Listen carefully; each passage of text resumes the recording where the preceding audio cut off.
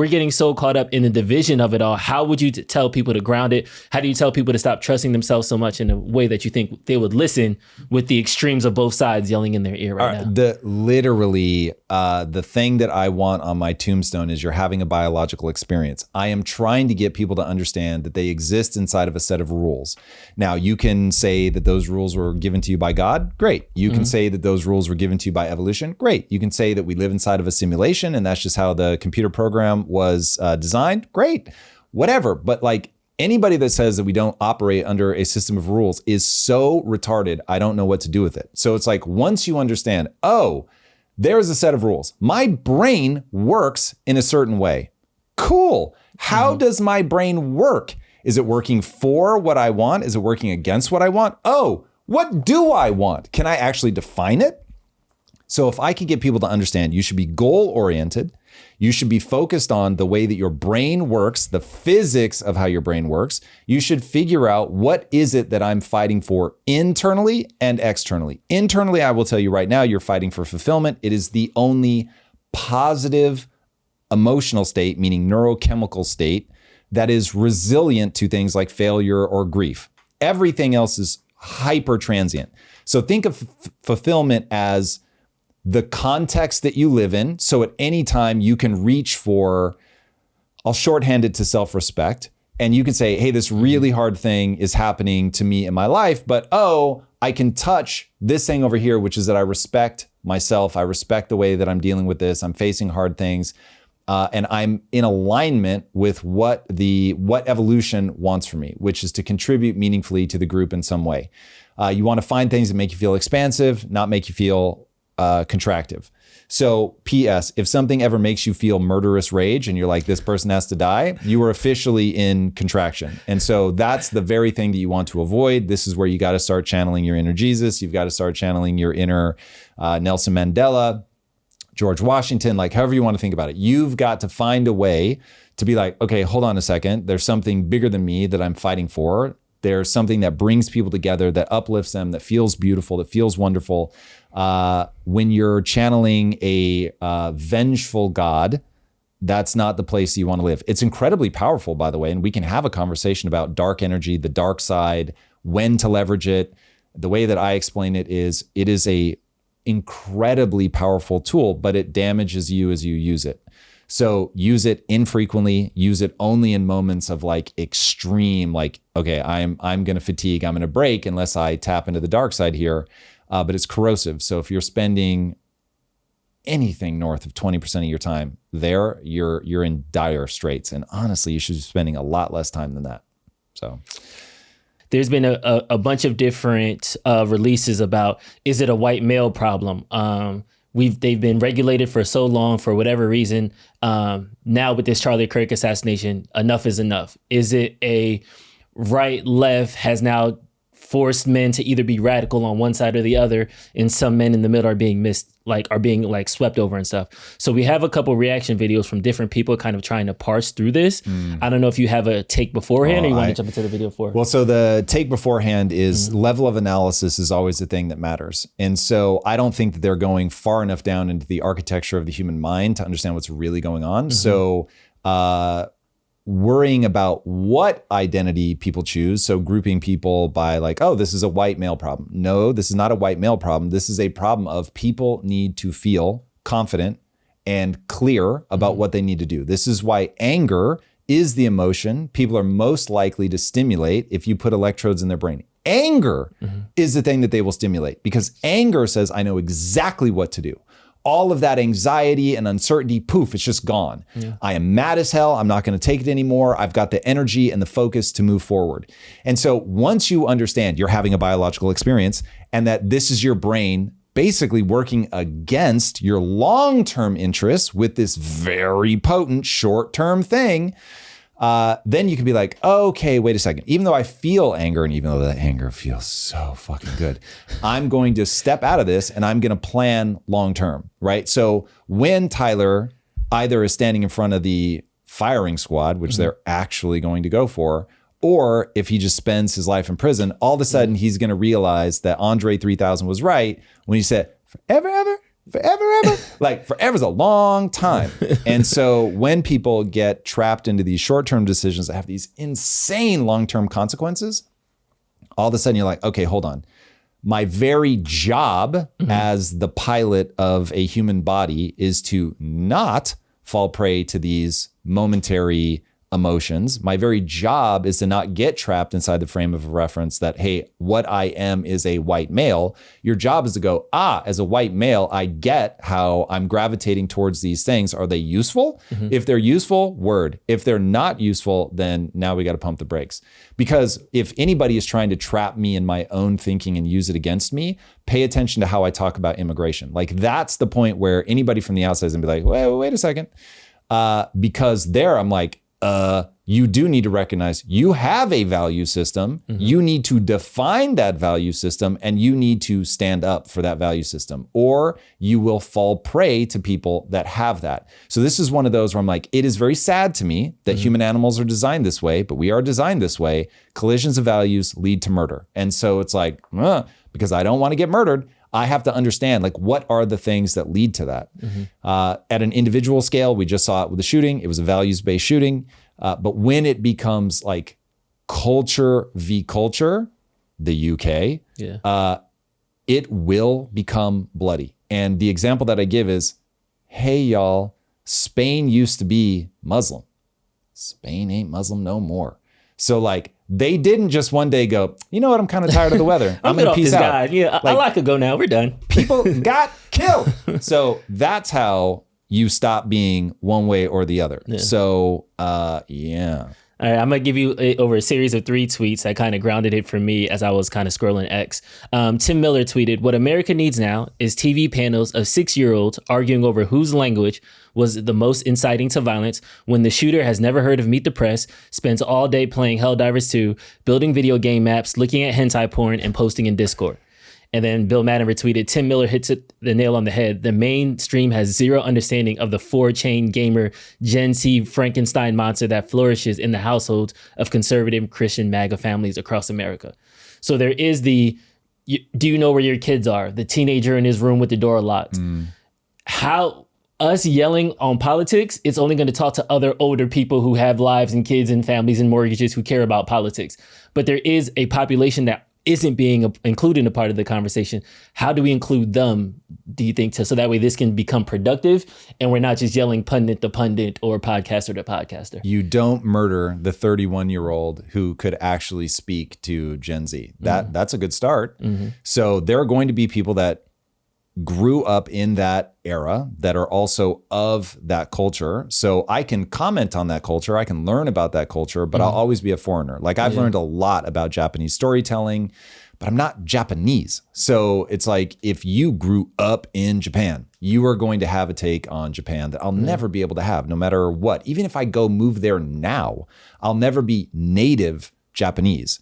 And so it's always going to be very different. So when you have to make as a part of the conversation, the people that really are there, they're on the inside, they know exactly what this is like. And those people will rise up. And I think Charlie was a very interesting version of that. I don't know if he was technically like a really young millennial or if he was an elder Gen Z. But anyway, he straddled it enough that he could be a part of that voice. So yeah, finding people from within that will speak on it is very helpful. And then remembering, for whatever differences we have, we are all human. I know everything I need to know about Tyler based on the fact that he also has a human mind. And so the things that I don't know about him will be dwarfed by the things that I do know about him, which is why, like, when I see racial division, I just want to bang my head through a wall, because it's like, dude, for sure, you've had a different experience than me, 1,000%. But the things that we have in common are vastly larger than the differences in the way that we've grown up. Neither of us find roly-polies sexually attractive, but keep in mind, other roly-polies find roly-polies sexually attractive. So it's like that is the degree to which like shit can be different. And if you and I were that different, then I'd be like, yo, I don't even know how to relate to that.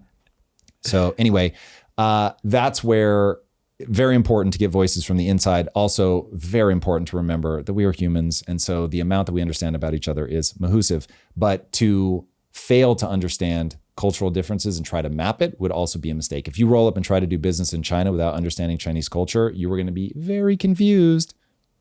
Yeah. And then this is another one for Midas Carissa Lee. I assure you, we women talking about it daily, listening to this TikTok. One who feels like there's a bigger issue that nobody's even talking about. The fact that every single time it's a man. Every time. It's a man. It's a guy. It's a teenage boy. Okay, pause it for a second. Okay, this is somebody that does not spend any time thinking about the fact that we are biological creatures. He is very shocked to discover that we are not blank slates. You want to know why it's a man? Because men are hardwired for violence. Like, don't be surprised. Women are not hardwired for violence like that. This is what I'm trying to get people to understand. The reason men and women partner well together is a guy breaks into a house, a man is going to fuck that person up. They are going to put themselves at high risk for the physical confrontation. The woman is going to throw her body on top of the children. And that, like, we are wired so differently. The odds that radical transformation happens to a female's brain when she has children is basically 100%. Though from recent things that I've heard from people that would know about this kind of thing, it's like you can't even study it because people so want us to be blank slates. So anyway, this is like, listen, let me be charitable. Fair enough. If he's never thought about it, he's not gone down the road of researching the brain and the way that we have evolved to be very different, then this must be surprising. But the vast majority of violence is always going to be carried out by men. The vast majority of reputation savaging is always going to be carried out by women. There you go. No need for a surprise. And nobody's talking about it. And I don't understand why we're not addressing the fact that men are killing everybody. Because you're angry with God. God has decided that that's the way it's going to be. So from an evolutionary perspective, men had to be aggressive. Men had to be prepared to be violent. Women have... no one ever pushes back on this, so I'm going to stop thinking that people hate it. But I keep expecting pushback on this. Women have bred men to be the way we are. So women are the sexual gatekeepers. They have decided what's a yes and what's a no. And they said yes to all the violent men, so all the men became violent. It's not that simple, but they have said, I want a man who is capable of violence. And the reason that you want a man that's capable of violence, and by the way, for anybody that thinks I'm out of my mind, read the studies about how a woman who is on birth control likes a softer, more gentle man, because those are all the cues of I'm pregnant. Whereas a woman who is not yet pregnant likes all the signs of masculinity. So it's like, if I'm deciding who to get knocked up by, I'm like, yeah, I want the high status, hyper masculine, ready to fucking throw down guy. And then if I'm pregnant, I want somebody who's like resource acquisitive, ready to share with me, going to protect me kind of vibe. It is wild how that shifts. So, yeah, that is something that I think is getting lost in the discourse, is whether you think it's God, nature, evolution, the coder of the simulation. It's like, this is what has led us to this point, that men and women have certain proclivities that bring us together, that make us able to cooperate in very large groups, that give us the impulse to protect, to breed and to protect. God, that's such a weird word to use, but it gives me the nice sort of detached thing. So yeah, there we are. That's the melange. If every other week it was a story about a woman going in and shooting up a bunch of kids at a school, and a woman who was being a sniper and taking somebody out, and a woman went into a church and shot up a whole bunch of people, I can guarantee you people would be having a lot of conversations about all the things that are wrong with women. Yes, because it would be so contrary to their nature. That's the thing. But since it's guys, it's like, yeah, you're supposed to do that. Yes, not supposed to. Men are not supposed to go into schools and shoot people. But once you start looking at the spectrum, okay, this is like, go ahead and let every woman ever that wants to play in the NBA play in the NBA. Literally every single one of them. I'm not saying there'll never be a woman in the NBA. I'm saying the number's going to be real fucking low because when you start getting to the extremes of height, physical power, I'd be very curious to see if there are regions of the male brain that are better at like judging movements or something. And that I don't know. I'm definitely reaching.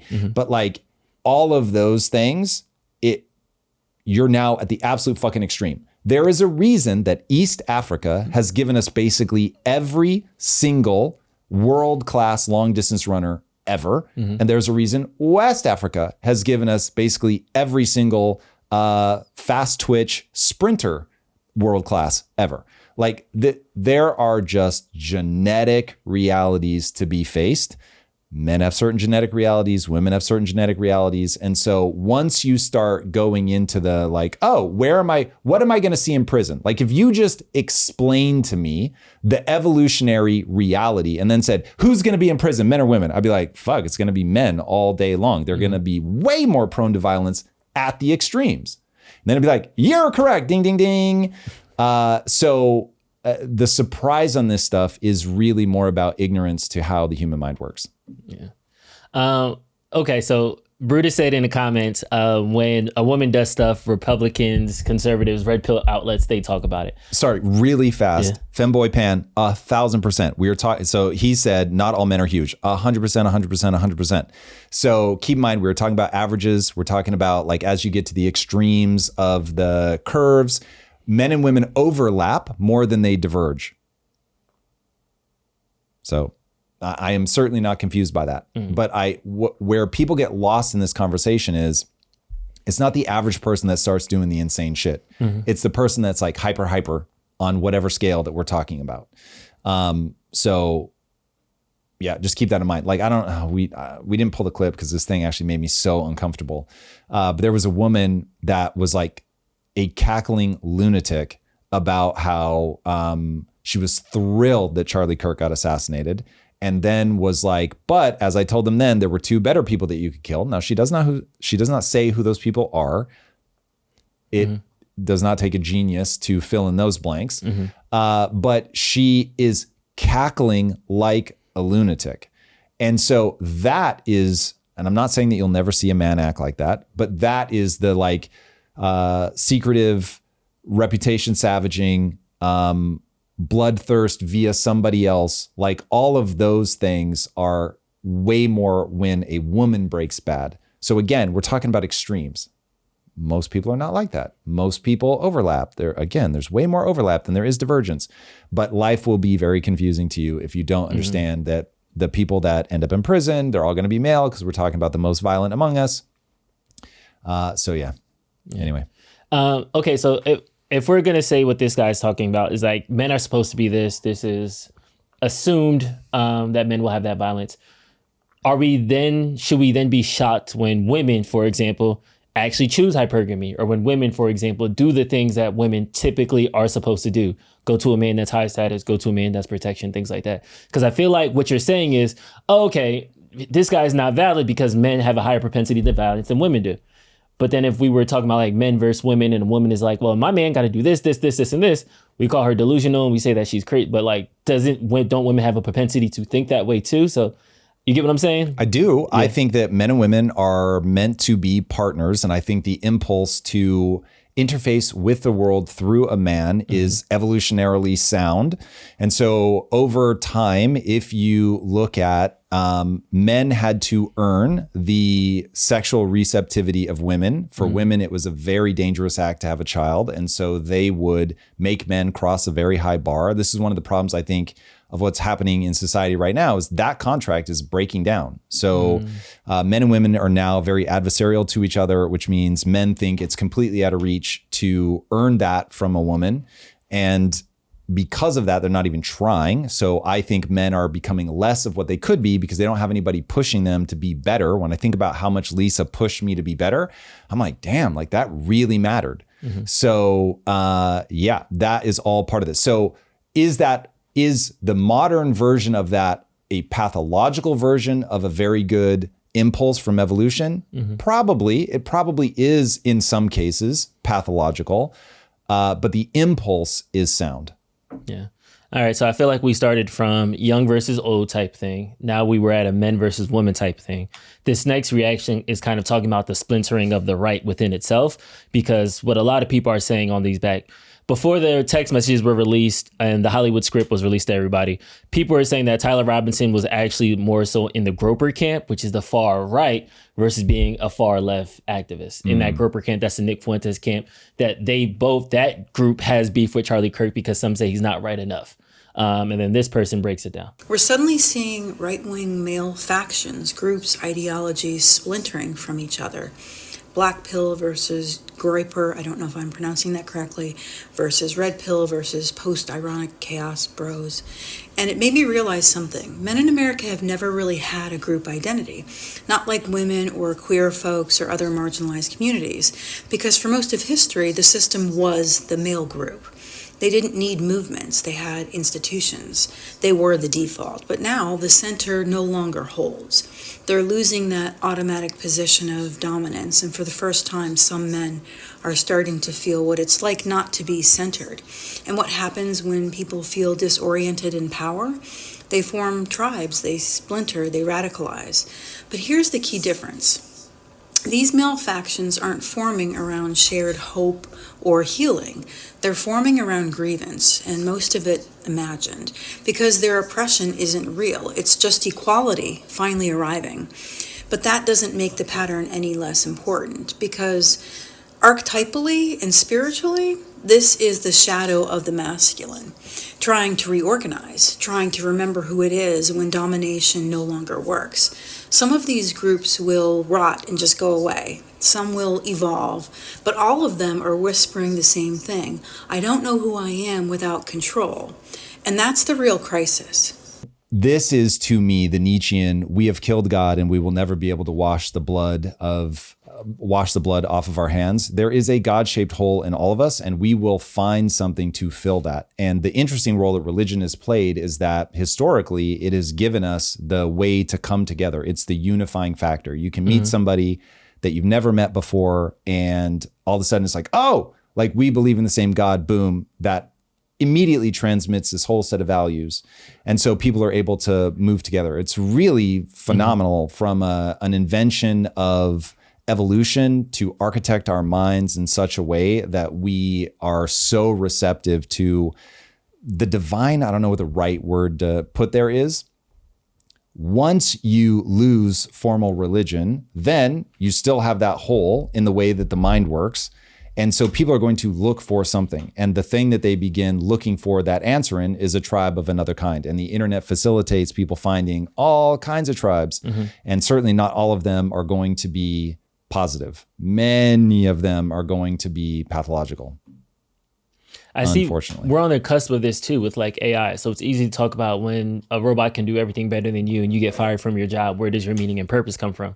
But what we're seeing right now is Tyler Robinson had everything going for him.